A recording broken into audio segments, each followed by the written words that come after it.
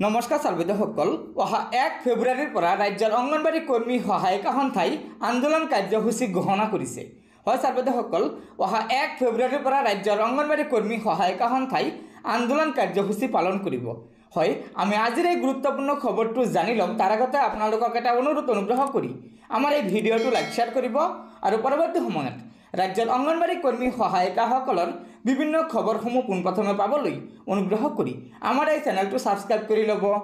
ছাত্ৰছাত্ৰীসকল এই পত্ৰখন আমাৰ অংগনবাড়ী কৰ্মী সহায়িকা সন্থাই সংহত শিশু উন্নয়ন প্ৰকল্প বিষয়াসকলক প্ৰদান কৰিছে।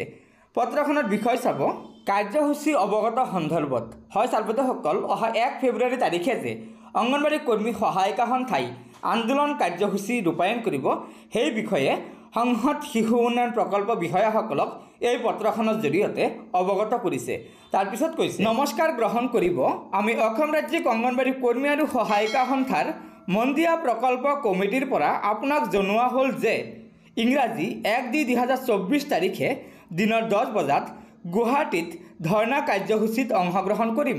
গতিকে আমি বৰপেটা জিলাৰ মন্দিয়া প্ৰকল্পৰ অংগনবাড়ী কৰ্মী সহায়িকাসকলৰ বিভিন্ন দাবী পূৰণাৰ্থে ধৰ্ণা কাৰ্যসূচীত যোগদান কৰিম। সেয়ে মহাশয়ক যাতাৰ্থে জনোৱা হ'ল এয়ে মহাশয়ৰ ওচৰত সৰল গুহাৰি ধন্যবাদেৰে সভানেত্ৰী আৰু সম্পাদিকা। গতিকে ছাত্ৰছাত্ৰীসকল আপোনালোকে ভিডিঅ'টোৰ জৰিয়তে নিশ্চয় জানিব পাৰিলে যে ৰাজ্যৰ অংগনবাড়ী কৰ্মী সহায়িকা সন্থাই বিভিন্ন দাবীসমূহ পূৰণ কৰাৰ স্বাৰ্থত অহা 1 ফেব্ৰুৱাৰীত গুৱাহাটীত এক প্ৰতিবাদী কাৰ্যসূচী ৰূপায়ণ কৰিব, যাৰ কাৰণে সেই বিষয়টো প্ৰকল্প বিষয়াসকলক অৱগত কৰিছে। গতিকে ছাত্ৰছাত্ৰীসকল আশা কৰিছে আপোনালোকে আমাৰ এই ভিডিঅ'টো লাইক শেয়াৰ কৰিব আৰু পৰৱৰ্তী সময়ত অংগনবাড়ী কৰ্মী সহায়িকাসকলৰ বিভিন্ন খবৰসমূহ পোনপ্ৰথমে পাবলৈ অনুগ্ৰহ কৰি আমাৰ এই চেনেলটো ছাবস্ক্ৰাইব কৰি ল'ব।